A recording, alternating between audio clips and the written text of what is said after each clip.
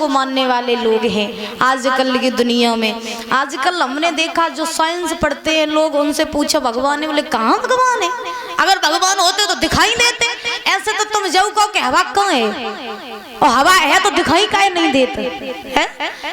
देखिए जिस प्रकार से हवा चलती है और हम लोग हवा को महसूस कर सकते हैं, उसी प्रकार से भगवान भी हैं। भगवान हैं तो जरूर, मगर भगवान को केवल और केवल पहचानने में देर लगती है। जैसे हवा है नहीं, फिर भी हवा, आप लोग कहते हो कि हवा चल रही है, वैसे ही भगवान है नहीं, लेकिन भगवान हमेशा आसपास हमारे पास में ही रहते। भगवान को केवल और केवल महसूस किया जा सकता है। और भगवान की और भक्त की, भगवान की और भक्त की बातें तभी होती हैं जब भक्त पुनः पूर्ण रूप से भगवान के लिए समर्पण हो जाता है। और अगर ऐसे करियो कि मुख से राम राम और सोच रहे कि मेरी एक फूटी तो पड़ोसी की दोनों फूट जाए, तो ऐसे भगवान मिलने वाले नहीं है। बोले गोविंद भगवान की। आ जाइए महाराज भाई, जहाँ प्रसंग चल रहा था इधर ये श्रीमद् भागवत महापुराण कथा जो है, ये सर्वप्रथम नैमिषारण्य में बैठ करके 88,000 ऋषियों को महाराज सूत जी ने कथा श्रवण कराई। और जब सूत जी महाराज ने कथा श्रवण कराई तो प्रमाण तो यहाँ तक मिला है कि ये सूत जी महाराज जो थे, तो महाराज जब नैमिषारण्य में पहुंचे 88,000 ऋषियों के पास में, तब सूत जी महाराज की उम्र थी केवल 20 वर्ष। बुजुर्गों, सूत जी महाराज की उम्र थी केवल 20 वर्ष। तो जब नैमिषारण्य में सूत जी महाराज पहुंचे 88,000 ऋषियों के मध्य में, तो 88,000 ऋषियों ने खड़े होकर के सूत जी महाराज का सम्मान किया। तो जब सूत जी महाराज का सम्मान किया 88,000 ऋषियों ने, तो सूत जी महाराज आश्चर्य में पड़ गए। सूत जी महाराज ने हाथ जोड़े संतों के ऋषियों के जवाब दिया, प्रभु आपकी उम्रों का तो कोई अंदाजा ही नहीं लगाया जा सकता है कि आपकी उम्रें कितनी बीत गई, लेकिन जब मैं आया आपके समक्ष और मेरी उम्र है केवल 20 वर्ष और मैं आपके सामने खड़ा हो गया, आप मेरा सम्मान कर रहे हो, जबकि मैं सम्मान के लायक हूँ नहीं, क्योंकि मुझे तो आपका सम्मान करना चाहिए, लेकिन आप मेरा सम्मान क्यों कर रहे हो? क्योंकि भागवत जी में ये प्रमाण मिला है कि जो 88,000 ऋषि थे, इनकी उम्रों का कोई अंदाजा नहीं लगाया जा सकता था। क्यों? क्योंकि 88,000 ऋषियों के सामने हजारों बार कलयुग, सतयुग, द्वापर, त्रेता आया और महाराज हजारों बार आकर के चला गया, फिर भी उनकी उम्रें नहीं बीती। लेकिन सूत जी महाराज जब गए नैमिषारण्य में, तो उनकी उम्र थी केवल 20 वर्ष की।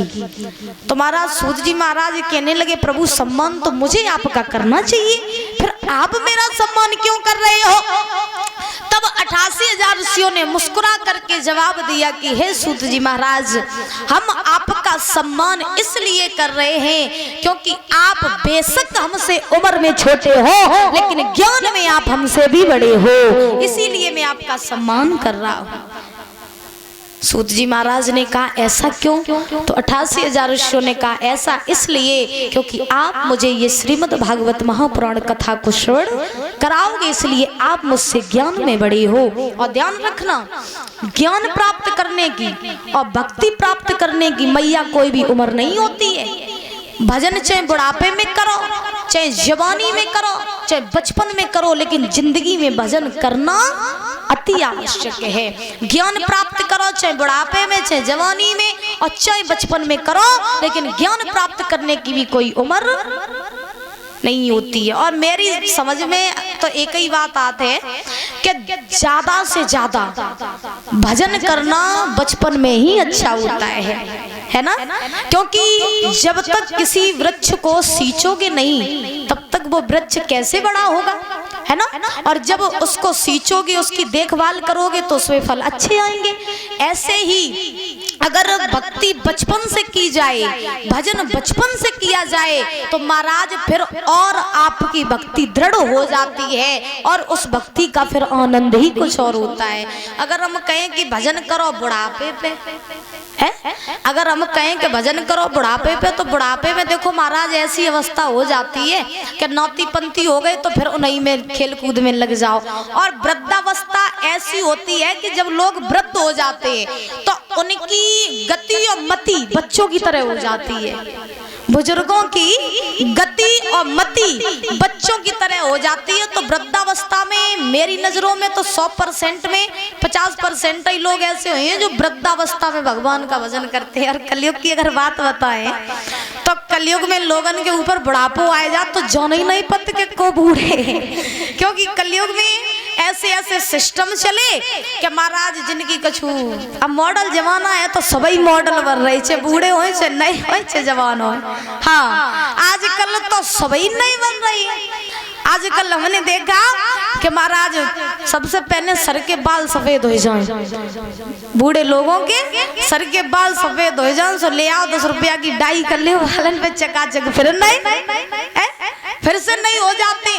क्योंकि कलयुग में आज ज्यादातर कलयुग उल्टी गंगा वार रहा है। और महाराज हमने तो अपनी आंखों से देखा, अपनी आंखों की देखी बात बता रही, सच्चाई बता रही कि महाराज आजकल के लोग बूढ़े तो इजाद बनो जइया, लेकिन आजकल के 60 साल की अवस्था में दूसरों ब्याह करवे की सोचत। और मेरे आंखों के सामने महाराज ऐसा हुआ है, क्योंकि कहा भी जाता है बड़े सुंदर शब्दों में लिखा कि खुदाई करे खोटी करनी कलयुग को दोषन।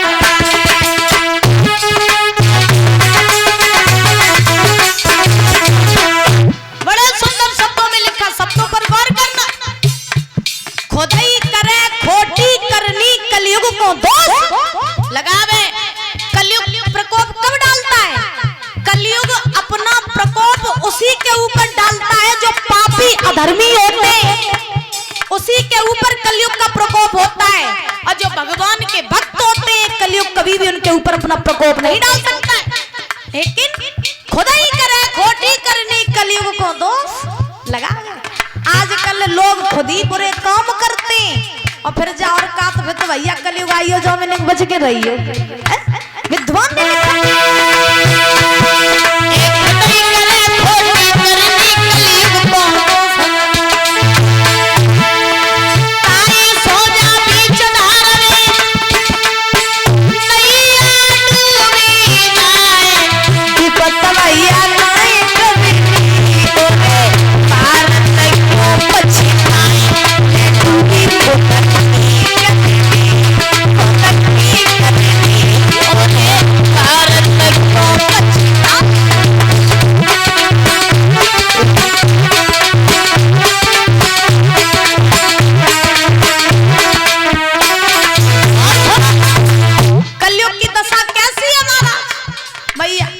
गौर करना शब्द 60 साल को प्यार चावे लेवे मूछ मोड़ा। 60 साल के प्यार चावे लेवे मूछ मोड़ा। ऐसे ऐसे लोग दुनिया में 60 साल को प्यार चावे लेवे मूछ मोड़ा। और वरना बनपल की में बैठे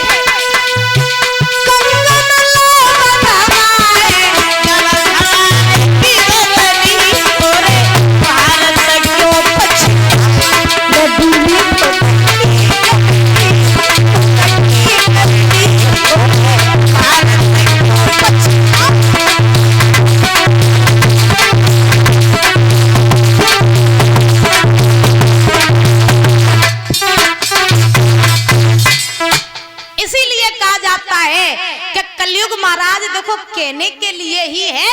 कलयुग केवल नाम आधारा सुमेर सुमेर नर तरई पारा। कलयुग केवल और केवल कहने का ही है। लेकिन अगर आप इस कलयुग में भगवान का भजन करोगे, भगवान की भक्ति करोगे तो कलयुग का प्रकोप कभी भी आपके ऊपर नहीं होगा। बोली गोविंद भगवान की। तो भक्ति